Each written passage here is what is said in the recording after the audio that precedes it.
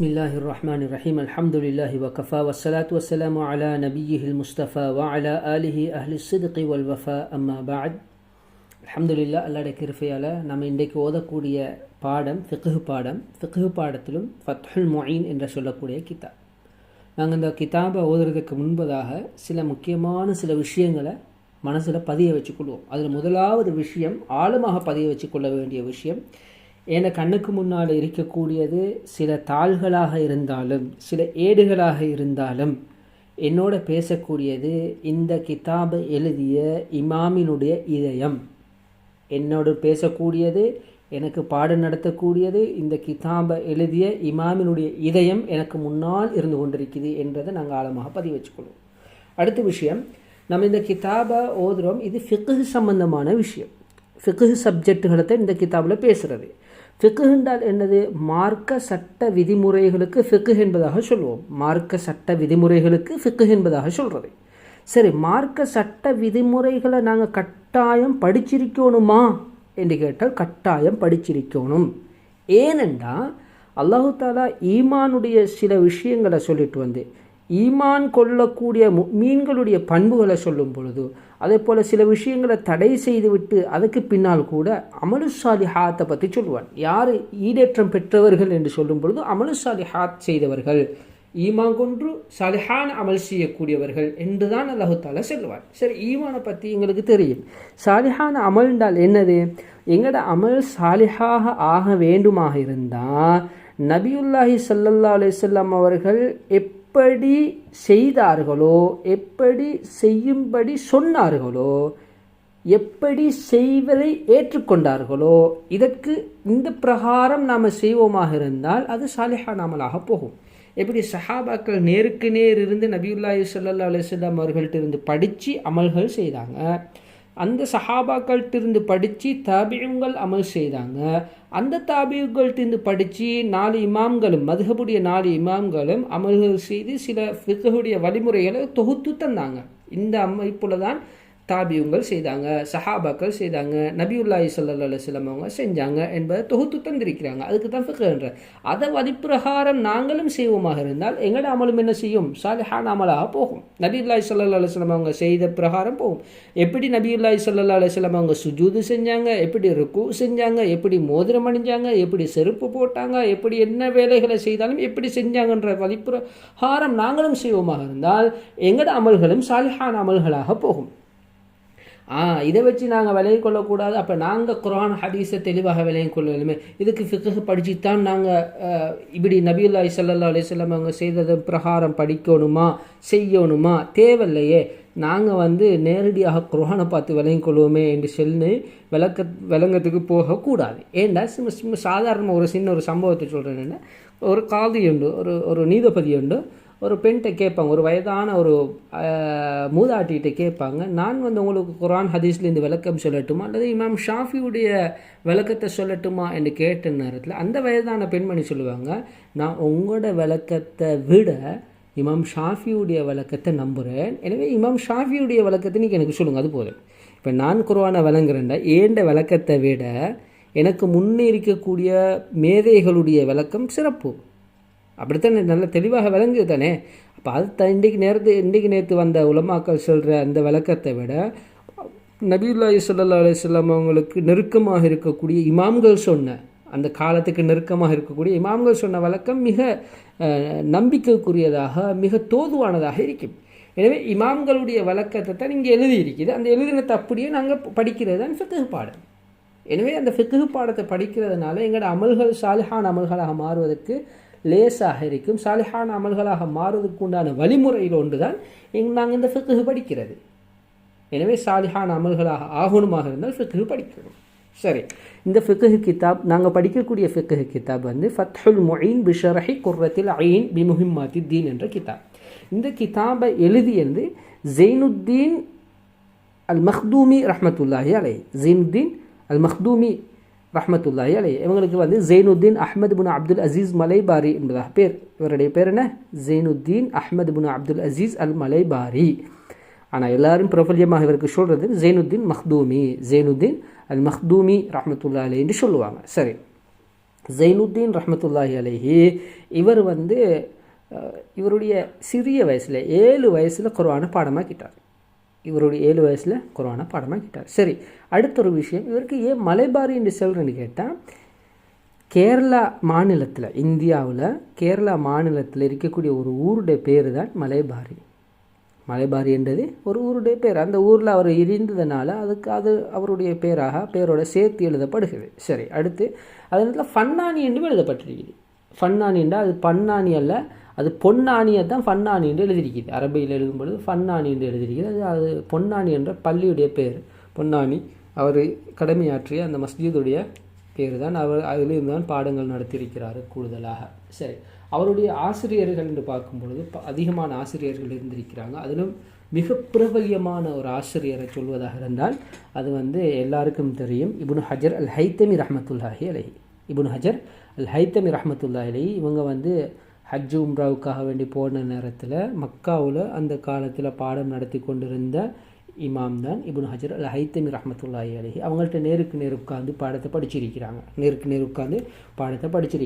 இந்த நாங்கள் படிக்கக்கூடிய இந்த கிதாபில் ஷெய்ஹுனா என்ற ஒரு வார்த்தை வருகிறதாக இருந்தால், கால ஷெய்ஹுனா என்ற ஒரு வார்த்தை வருகிறது, அந்த ஷெய்ஹுனா என்ற வார்த்தையை போட்டு சொல்வதாக இருந்தால் அதை கொண்டு நோக்கம் வந்து இப்னு ஹஜர் அல் ஹைத்தமி ரஹ்மத்துல்லாஹி அலைஹி தான். எனவே ஷேகுனான் வந்து நாங்கள் விளையும் கொள்ளணுமே, ரைட், இப்னு ஹஜர் அல் ஹைத்தமி ரஹ்மத்துல்லாஹி சொன்ன விஷயத்தை இவர் சொல்கிறாரு என்பதாக விளையும் கொள்ளணும். அதே போல் இப்னு ஜியாத் ரஹ்மத்துல்லாஹி அலைஹிம் இவருடைய ஒரு உஸ்தாதாக இருக்கிறார். இப்னு ஜியாத் ரஹ்மத்துல்லாஹி அலைஹி அவர்களும் இவருடைய ஒரு உஸ்தாதாக இருக்குது. அதே போல் இமாம் ஜம்சமி ரஹ்மத்துல்லாஹி அலைஹி அவங்களும் இமாம் ஜைனுத்தீன் அல் மக்தூமி ரஹ்மத்துல்லாஹியுடைய ஒரு உஸ்தாதாக இருக்கிறார். இவர் அந்த இமாம் ஜம்சமி ரஹ்மத்துல்லாஹி அலைஹி அவர்களுடைய ஒரு பிரபலமான ஒரு கிதாப் இருக்குது உலூமுல் குர்ஆனில் ஜம்சமி என்பதாக ஒரு கிதாப் இருக்குது. ஜம்சமி என்ற ஒரு கிதாப், அது உலூமுல் குர்ஆன் சம்பந்தமான ஒரு கிதாப், மிச்சம் சிறப்பான ஒரு கிதாபு. அந்த கிதாபுக்கு எழுதியவர் தான் இமாம் ஜம்சமி. அவருடைய பேர் வந்து அப்துல் அசீஸ் இப்னு அப்துஸ்ஸலாம் அஷீராஜி அல் அஸ்லி எல்லாம் வரும். நான் சுருக்கமாக சொல்கிறேன், அது இமாம் ஜம்சமி என்பதாக ஞாபகம் வச்சுக்கொள்றதுக்காக வேண்டி. அதே போல் நேரத்தோடு சொன்னானே இப்னு ஹஜர் அல் ஹைத்தமி ரஹ்மத்துல்லாஹி அவருடையவும் நிறைய கிதாபுகள் இருக்குது. இன்ஷா அல்லாஹ் பாடத்தை ஓதிக்கொண்டு போகும் பொழுது நான் இடைக்கிட இன்ஷா அல்லாஹ் ஞாபகப்படுத்துவேன். சரி, அதே போல் இன்னும் பலர்களும் அவருடைய உஸ்தாதுகளாக இருந்திருக்கிறாங்க. அதே போல் இமாம் அவர்களுடைய கிதாபுகளும் பலது இருக்குது. அதில் நாங்கள் ஓதக்கூடிய கிதாபை முதலாவது நாங்கள் தெரிஞ்சுக்கொள்ளணும். அவருடைய பிரபல்யமான ஒரு கிதாபாகத்தான் குர்ரத்துல் ஐன் பி முஹம்மத்துத்தீன் அவர் எழுதின கிதாபு தான். அதற்கு அவரே ஷரஹ் செஞ்சது தான் ஃபத்ஹுல் முஈன் பி ஷர்ஹி குர்ரத்துல் ஐன் பி முஹம்மத்துத்தீன். இப்போ எங்களோட கையில் வச்சுக்கொண்டு நாங்கள் ஓதுறதுக்கு பார்த்து கொண்டு இருக்கக்கூடிய கிதாப் வந்து ஃபத்ஹுல் முஈன் பி ஷர்ஹி குர்ரத்துல் ஐன் பி முஹம்மத்துத்தீன் என்று சொல்லக்கூடிய அந்த கிதாபு.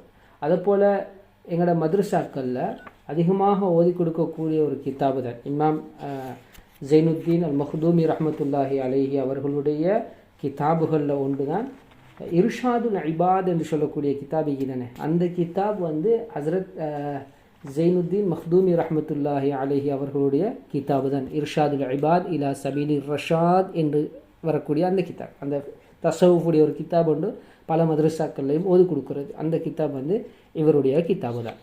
அப்போ அதே போல் துஹ்ஃபத்துல் முஜாஹிதீன் ஃபி பாதி அஹ்வாலில் புர்துகாலியீன் என்பதாக ஒரு கிதாப் இருக்குது.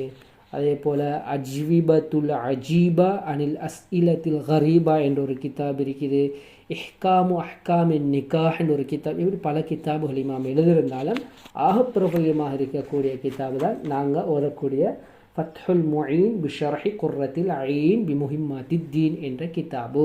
எனவே இந்த கிதாப் பல ஷாஃபி மத்ஹபை படித்து கொடுக்கக்கூடிய கிதாபுகளிலும் இந்த கிதாபை கட்டாய சிலபஸாக எல்லா மദ്രஸாக்கள்லையும் போட்டிருக்கிறாங்க. சில மദ്രஸாக்களில் ஏதோ ஒரு சில பல காரணங்களுக்காக வேண்டி நிப்பாட்டிருக்கிறாங்க. அது வந்து அசஃப் குல்லல் அசஃப், அது பெரும் கை சேதமே தவிர சிறந்த ஒரு உசிதமான ஒரு காரியமாக இல்லை. அந்த மദ്രஸாக்களும் இந்த கிதாபை சிலபஸாக போடுறதால் சிறப்பாக இருக்கும். சரி, அதே நேரத்தில் இந்த கிதாபுக்கு பலர்களாலும் விரிவாக்கங்கள் செய்யப்பட்டிருக்குது, ஹாஷியாக்கள் செய்யப்பட்டிருக்குது. எதுக்கு? ஃபத்ஹுல் முஈன் ஷரஹ் பி ஷர்ஹி குர்ரத்துல் ஐன் பி முஹம்மத்துத்தீன் என்ற இந்த கிதாபுக்கு பலர்களும் ஹாஷியாக்கள் எழுதியிருக்கிறாங்க. அந்த ஹாஷியாக்களில் ஆக சிறந்த ஒரு ஹாஷியா தான் இஆனத்து தாலிபீன் அலா ஹல்லி அல்ஃபாது ஃபத்ஹில் முஈன் என்ற ஒரு கிதாப். இல்லைங்க பெரும்பாலும் ஸ்ரீலங்காவில் இந்த கிதாப் தான் கையில் வச்சுட்டு இருக்கிறேன். நாங்கள் யானான்னு சொல்லுவோம், இஆனத்து தாலிபீன். ஆனால் யானாவை நாங்கள் ஓதுறதில்லை. யானாவை முத்தாலாவுக்காக வேண்டி அந்த அந்த அந்த உள்ளுக்கு இருக்கக்கூடியது யானா, சைடில் இருக்கிறது ஃபத்ஹுல் முஈன். அந்த கிதாபை எழுதியவர் வந்து இமாம் திமியாத்தி என்பதாக நாங்கள் பிரபல்யமாக சொல்லுவோம். முஹம்மத் ஷஃபா திமியாத்தி, இமாம் திமியாத்தி உடையது என்பதாக நாங்கள் சொல்லுவோம். அவருடைய பேர் வந்து சையீத் அல் பக்ரி பின் சையீத் முஹம்மத் ஷஃபா திமியாத்தி. ஆனால் நாங்கள் எல்லோரும் வளமையாக சொல்கிற மாதிரி சொல்வதாக இருந்தால் இமாம் திமியாத்தி என்பதாக சொல்வோம். இமாம் திமியாத்தியுடைய ஒரு ஹாஷியா தான் இஆனத்து தாலிபீன் என்ற அந்த கிதாபு. சரி, அப்படியே வந்து நாங்கள் இன்ஷா அல்லாஹ் கிதாபை கொஞ்சம் வாசிப்போம், ஹம்து செலவாத்தை மட்டும். அதுக்கு பின்னால் இன்ஷா அல்லாஹ் பாடத்தோடு நிப்பாட்டிக்கொள்வோம். சரி, பிஸ்மில்லாஹிர் ரஹ்மானிர் ரஹீம். எல்லாருக்கும் தெரியும், நாங்கள் ஓதக்கூடிய கிதாப், மீண்டும் மீண்டும் சொல்கிறேன், கிதாபுடைய பேர் மனசில் பதிஞ்சே இருக்கணும் என்றதுக்காக வேண்டிய குர்ரத்துல் ஐன் பி முஹிம்மாத்தி தீன், ஃபத்ஹுல் முஈன் பி ஷர்ஹி குர்ரத்துல் ஐன் பி முஹிம்மாத்தி தீன் என்பதை நாங்கள் படிக்கக்கூடிய கிதாப். அந்த கிதாபை எழுதியவர் வந்து ஜெயினுத்தீன் அல் மஹ்தூமி ரஹ்மத்துல்லாஹி அலைஹி அவர்கள். ஜெயினுத்தீன் அல் மஹ்தூமி என்று ஞாபகம் வச்சுக்கொள்ளுங்க. சரி, பிஸ்மில்லாஹிர் ரஹ்மானிர் ரஹீம். அளவற்ற அருளாளன் நிகரற்ற அன்புடையவனாகிய அல்லாஹுவின் பெயரை கொண்டு நான் ஆரம்பம் செய்கிறேன். எல்லாருக்கும் தெரியும், எங்கேயாவது ஒரு கித்தாபில் பலர்களும் சொல்லக்கூடியதான் பிஸ்மில்லாவும் ஹம்துல்லாவும் தான். அந்த பிஸ்மில்லாவுடைய சிறப்புகள் பலது இருக்குது. அந்த பலதையும் பலர்களும் சொல்லுவது உண்டு.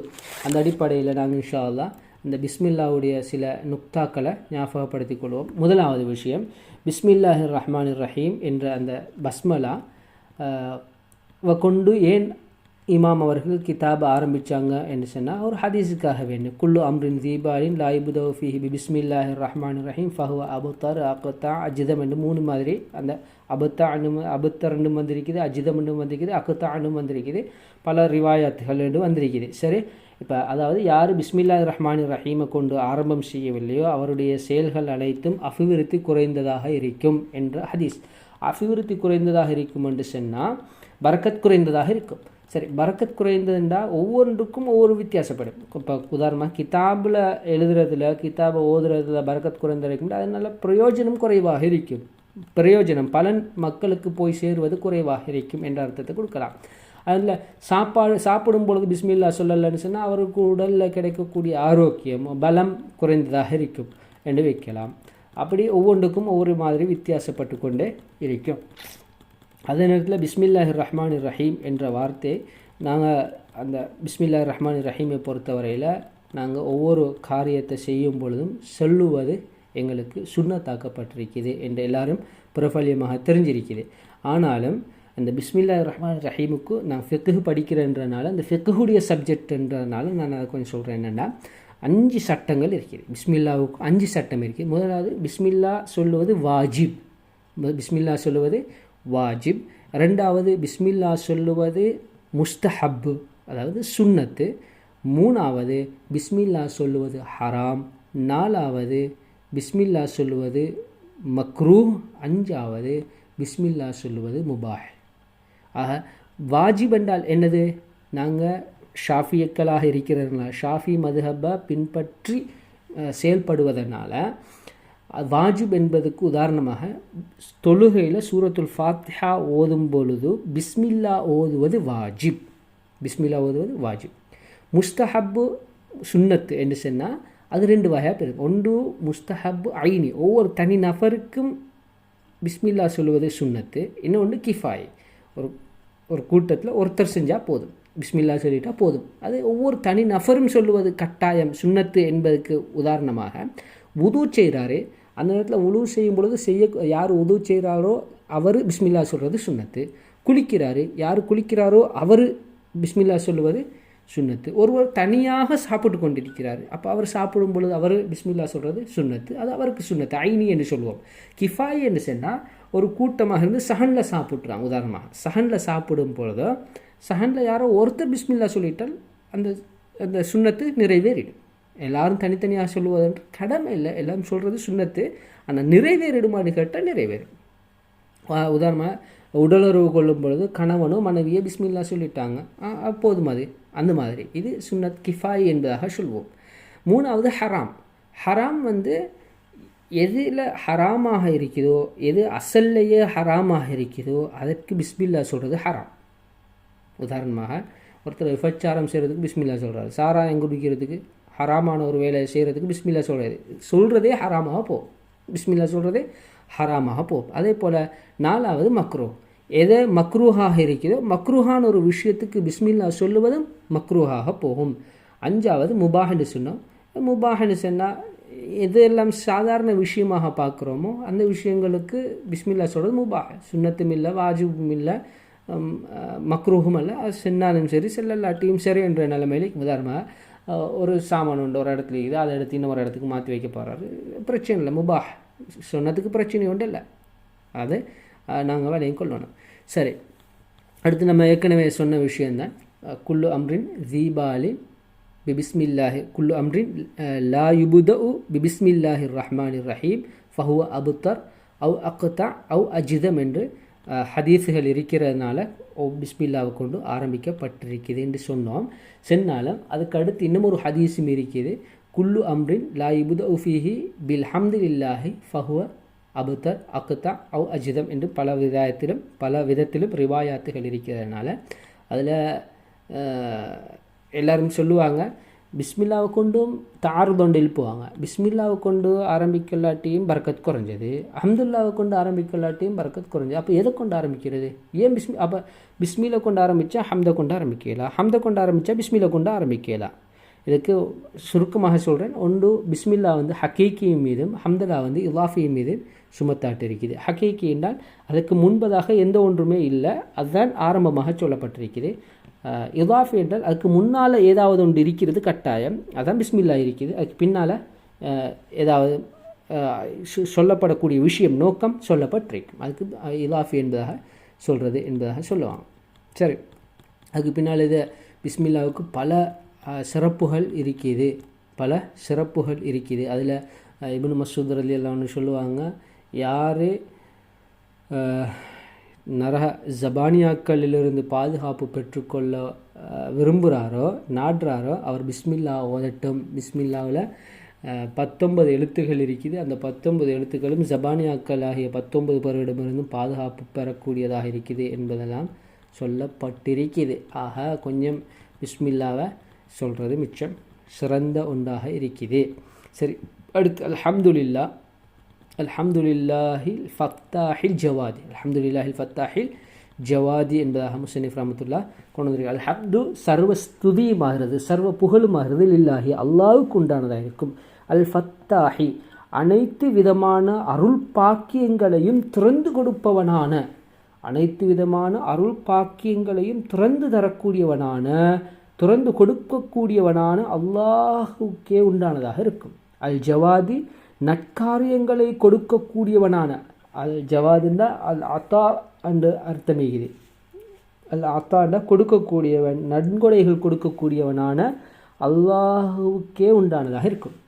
அல்ஹம்து அனைத்து புகழுமாகிறது லில்லாஹி அல்லாஹுக்கு உண்டானதாக இருக்கும். அல் ஃபத்தாஹி அனைத்து விதமான அருட்பாக்கியங்களையும் திறந்து கொடுக்கக்கூடியவனான அல்லாஹுக்கு உண்டானதாக இருக்கும். அல் ஜவாதி நற்காரியங்களை கொடுக்கக்கூடிய, நல்ல விடயங்களை கொடுக்கக்கூடியவனான அல்லாஹுக்கு உண்டானதாக இருக்கும். ஷரஹ அஸ்மா அல்லாஹில் ஹுஸ்னா என்ற ஒரு கிதாபில் சொல்லப்பட்டிருக்கு என்னென்னா, யார் ஒருவர் காலையில் சுபகுக்கு பின்னால் 71 விடுத்தும் அல் ஃபத்தாஹ் என்ற வார்த்தையை சொல்கிறாரோ அவருக்கு ரிஸ்கினுடைய விஸ்தீரணம் கிடைக்கும் என்பதாக சொல்லப்பட்டிருக்கு. நான் சொல்லலை, அந்த கிதாபில் சொல்லப்பட்டிருக்குது. அடுத்து அல் முஈனி அல தஃபக்குஹி ஃபித்தீனி, தீனில் சிறுக சிறுக விளக்கத்தை கொடுப்பதன் மீது, விளக்கத்தை கொடுப்பதற்கு உதவி செய்யக்கூடியவனான அல்லாஹுக்கே உண்டானதாக இருக்கும். என்னத்தை? புகழ் அனைத்தும் அல்லாஹுக்கே உண்டானதாக இருக்கும். மனிஹ்தாரஹு மினல் இபாதி, அடியார்களிலிருந்தும் அவன் யாரை தெரிவு செய்து எடுத்தானோ அவர்களுக்கு தீனிலே சிறுக சிறுக விளக்கத்தை கொடுப்பதன் மீது உதவி செய்பவனாகிய அல்லாஹுக்கே அனைத்து புகழும் உண்டாவதாக. வஅஷ்ஹது, மேலும் உள்ளத்தால் ஏற்று நாவினால் சாட்சி பகர்கிறேன். வஅஷ்ஹது உள்ளத்தினால் ஏற்று நாவினால் சாட்சி பகர்கிறேன், அல்லா இலாஹ வணக்கத்துக்குரியவன் யாரும் இல்லை இல்லல்லாஹ் அல்லாஹுவை தவிர, உண்மையை கொண்டு வணங்க தகுதியானவன் அல்லாஹுவை தவிர யாரும் இல்லை என்பதாக உள்ளத்தால் ஏற்று நாவினால் சாட்சி சொல்கிறேன். ஷஹாதத்தன் எப்படியான ஒரு சாட்சி என்றால், துதுஹிலுனா அது அந்த சாட்சி எங்களை நுழைவிக்குமே, அத்தகைய ஒரு சாட்சியை நான் சொல்லுகிறேன். தாரல் ஹுலூதி சுவனபதியிலே நுழையச் செய்யுமே, அத்தகைய ஒரு சாட்சியை நான் சாட்சி சொல்லுகிறேன். அஷ்ஹது மேலும் நான் உள்ளத்தினால் ஏற்று நாவினால் சாட்சி கூறுகிறேன். அன்ன சய்யிதனா நிச்சயமாக எங்களுடைய தலைவர் முஹம்மதன் முஹம்மது ஸல்லல்லாஹு அலைஹி வஸல்லம் அவர்கள் அபுதுஹு அல்லாஹ்வுடைய அடியாராகவும் வ ரசூலுஹு அல்லாஹ்வுடைய ரசூலாகவும் இருக்கிறார் என்பதாக நான் சாட்சி சொல்கிறேன். சாஹிபுல் மகாமில் மஹ்மூத் புகழப்படக்கூடிய இடத்திற்கு சொந்தக்காரராகிய ரசூலுல்லாஹி ஸல்லல்லாஹு அலைஹி வஸல்லம் அவர்கள் அல்லாஹ்வுடைய ரசூலாகவும் அல்லாஹ்வுடைய அடியாராகவும் இருக்கிறார் என்பதாக நான் சாட்சி சொல்கிறேன். மகாமுல் மஹ்மூத் புகழப்படக்கூடிய இடம் என்றால் அஷ்ஷஃபாஅத்துல் உதுமா. நாளை கியாமத்து நாளில் ஆகப்பெரிய ஒரு ஷஃபாத் பரிந்துரை செய்யக்கூடிய ஒரு இடம் இருக்குது. அது எல்லாருக்கும் தெரியும். என்னது, ஆதம் அலைஹிஸ்ஸலாத்திட்ட பேத்து சொல்லுவோம், இப்ராஹிம் அலைஹிஸ்ஸலாம் எல்லார்ட்டையும் பேத்து எங்களுக்கு ஏதாவது சொல்லுங்கள், ஏதாவது ஒரு வழியை காட்டுங்கன்னு எல்லாரும் பேத்து கெஞ்சி கடைசியில் நபியுல்லாஹி ஸல்லல்லாஹு அலைஹி வஸல்லம் அவங்கள்ட்ட போய்த்தோன்னு நபி ஸல்லல்லாஹு அலைஹி வஸல்லம் சுஜூதில் விழுந்து ஷஃபாத் உண்டு பரிந்துரை உண்டு செய்வாங்க. அந்த பரிந்துரை செய்யக்கூடிய இடத்துக்கு தான் அந்த அந்தஸ்துக்கு தான் மகாமுல் மஹ்மூத் என்பதாக சொல்கிறது. சரி, அப்போ புகழப்படக்கூடிய